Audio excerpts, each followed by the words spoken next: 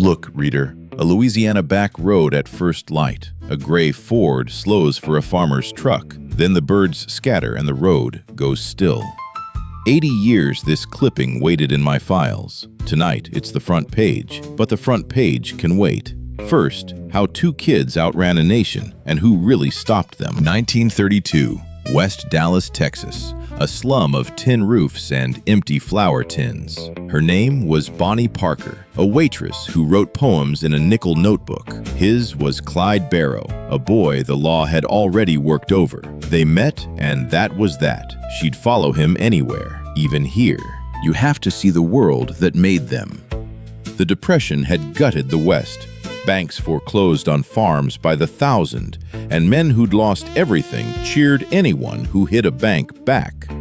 Clyde had gone into a prison farm, a car thief, and come out something harder. The law broke him first. Now, today's rate. What did the famous Barrow gang really take? A filling station till, a grocer's drawer, $5, $10 a job, a couple hundred in today's wages roughly. Some legend, the great outlaws worked for tip money. Gas was a dime a gallon. That haul bought maybe 100 gallons. A couple tankfuls for the Ford. Here's the real story. It wasn't the robberies, it was the road. Clyde could drive anything with wheels and pushed that new Ford V8 like the devil owned the pink slip. The one honest talent he had, and he spent it on the run. And here's a detail the legend forgot. The Ford wasn't even his. He stole a fresh one whenever the last wore out. By some accounts, he loved that V8 so much he wrote Henry Ford a thank you note for the very cars he kept stealing. Small jobs, fast car, gone by morning. Home was the front seat, so was the trouble. And they were slippery. Roadblocks, posses, ambushes in 3 states, and every time that Ford found a gap and vanished down some section line road nobody had mapped. Twice, they were all but surrounded and drove straight out. Reporters called it magic. It was mostly Clyde and a full tank. Every escape wrote the legend one size larger. Meanwhile, somebody was making them immortal. The newspapers. Front pages needed a hero the bank's victims could cheer, and here came 2 kids in love, thumbing their noses at the whole rotten system. Robin Hood and his sweetheart. The papers printed it, the part where the tills held $5. They left that out. Joplin, Missouri, April 33. A police raid. They run and leave behind a camera, a roll of film still inside. Grinning snapshots that every front page in America would soon print. The young lovers mugging for the lens, having the time of their lives. Freeze the frame. Remember that camera, reader. What it set loose stays under my hat, because the truth in this country always comes out small. The real Barrow ledger? Filling stations and grocery counters, a few dollars a time, and real people across them.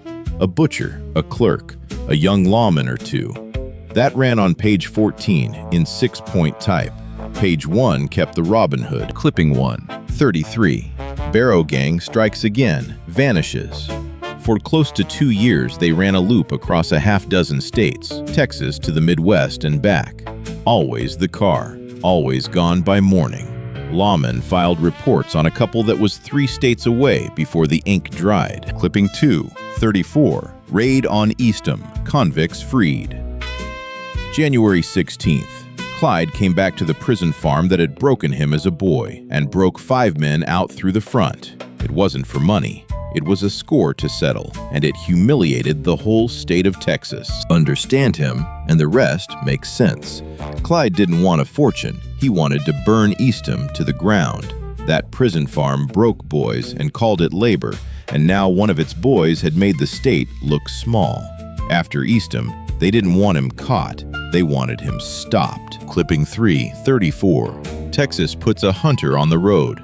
The prison chief went looking for one man, a silver-haired retired ranger, patient as stone, who'd sooner read a trail than fire a shot.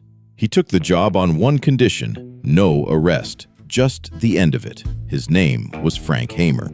About these months, my files go quiet. They were running out of road, sleeping in the car, eating from cans, washing in creeks. Bonnie's leg was burned badly from a wreck, and Clyde half carried her from town to town. 2 kids who couldn't stop and couldn't go home. they drove anyway. Bonnie wrote it down herself in that nickel notebook, a poem about the two of them. Someday they'd go down together, she wrote, and be buried side by side. She wasn't bragging, she was saying goodbye early in ink. She loved him, and she'd chosen the road. Both were true. But the hunter never slept. For 102 days, Frank Hamer read them like a paper. The same loops, the same back roads, the same one thing they could never quit: family. He marked a poor parish in Louisiana where a gang member's people lived, and he waited. Every trail led there, and the deal that ended it was cut in small print, a confidential promise on paper. Give up the road, and a certain young convict's slate gets wiped clean. No headline, no names for the public. Page 14, 6-point type, the kind of paragraph that decides who lives. A boy's freedom traded for two. So who sold them? Not a rival, not a cop, a father. One of the gang was Henry Methvin, and Henry's father, a dirt-poor Louisiana farmer, was offered his boy's freedom for one favor: leave your truck on the road at dawn and look the other way. He took the deal. Any father might. Now, listen. May 23, 1934, before dawn, a back road near Gibsland, Louisiana. 6 lawmen lie in the brush, rifles cold with dew. The farmer's truck sits crooked on the shoulder, hood up, bait. Down the road, headlights. The gray Ford, slowing. Frank Hamer lifts a hand. Nobody breathes. Then it happens. Fast and final, and I'll spare you the sound of it. The Ford rolls to a stop. The birds go up, and the road stays quiet. The manhunt is over. The front page waits no longer, reader. You remember the camera. The fame it made is what put 6 men in that brush. Today's rate? The last one. The reward on the pair ran to a few $1,000s, by some accounts, tens of thousands in today's wages, roughly. In that same gasoline at a dime a gallon, that's fuel enough to circle the globe many times over. They never drove a mile of it. And the empire? There wasn't one. No hidden fortune, no Robin Hood's gold. Only 2 graves and a bullet-riddled Ford. And the real tally?